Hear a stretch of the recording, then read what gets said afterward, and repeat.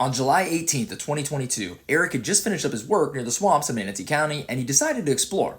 He saw a dirt road sign that said Lake Manatee Fish Camp. He drove down the road until he ended at a boat ramp at Lake Manatee.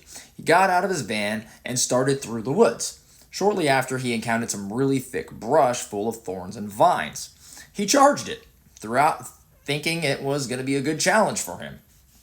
After several minutes, he emerged into a grove of scrawny orange trees. It was at this moment he began to realize he had no idea where he was. He had been roaming the woods and that thicket of brush for hours, and he was now lost. Well, he began pushing through the brush again. He ended up in swamp water. For hours, he pressed through and through thorns, tore up his arms and legs, mud and water filled his boots. His feet hurt so bad that at one point he had to take his boots off until the twigs and thorns began slicing through the bottom of his feet so badly he had to put his boots back on. He tried navigating using the sun, but the brush and the trees were so thick he kept losing sight of it and losing his direction. As the sun began to set, miraculously he emerged onto the shore of the lake. The only problem, the lake was about a quarter-mile wide and his van was on the other side of it. Well, he couldn't risk getting lost in the swamp again. That was out of the question. He would have to swim for it. So he entered the water and realized it was cold. And as it deepened, it got colder. Quickly, he began paddling, drinking lake water to quench his thirst, and after several minutes, he realized his clothes and boots were slowing him down. So in the middle of the lake, he strips down naked and keeps on swimming. The lake had a strange current to it, though. He would duck his head down, start swimming, and when he would lift his head back up, he would be off his course. And he grew tired of this, so he began alternating between backstroke and a slow swim. Suddenly, he gets a scary feeling through his body, and as he peers into his left, he sees the slitted eyes in the moonlight, the horrifying shape of an alligator's snout.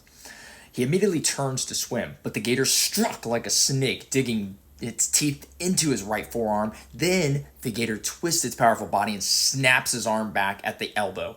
Still holding on, the gator dives down to the bottom of the lake, looking to drown Eric. Well, Eric went to fight mode.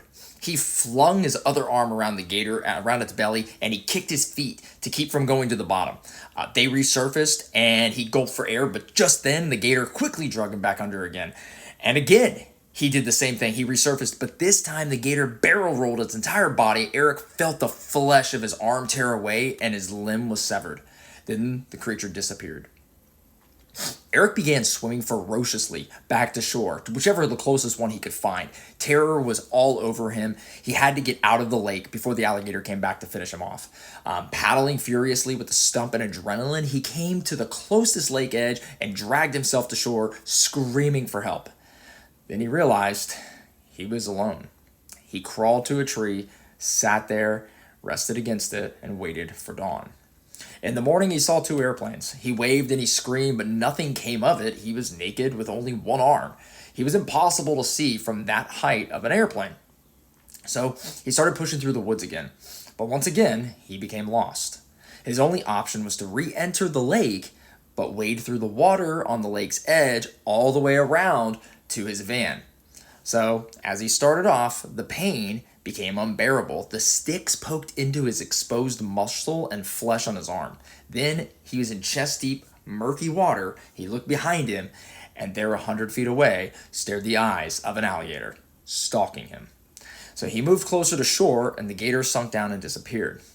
Then night fell again, and he came upon a concrete structure on the lake's edge. Hungry, thirsty, in terrible pain, he climbed on top of it, stretched out, and he fell asleep. But then he was jolted out of his sleep with the crazy awareness that his arm was just dangling there off the edge of the structure, just feet from the lake. A gator could easily chomp down. So he got up and decided he wanted out. He was getting out right now. He trudged forward through 10-foot tall grass, knee-deep water, and then the sun came up again. Day 3. The Florida heat burning his skin, green horseflies swarming his arm where the naked muscle twitched and the bare bone was exposed.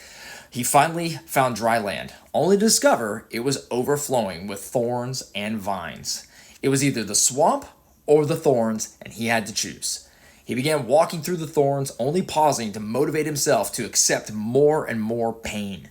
Then, in the late afternoon, he stumbled out of the thorns and found he was alongside the road near the turnaround for the boat launch. And on the other side of a wired fence, he saw a man standing beside a red car. He screamed, "Hey! Hey!" The man looked at him in disbelief. He's like, "What are you doing over there?" He's like, "A gator got me," waving his stump. He asked if he had any water, and the man said he didn't, but he would get him some for sure. And Eric collapsed, waiting for the EMTs to arrive. He spent 3 weeks in the hospital. His wound had become infected at the swamps, so the surgeons removed more than the gator had originally taken, leaving him with about 6 inches past his shoulder. The doctors still have no idea how he didn't bleed to death. Eric believes it was just a miracle that he didn't die out there, and his new purpose in life is to inspire people.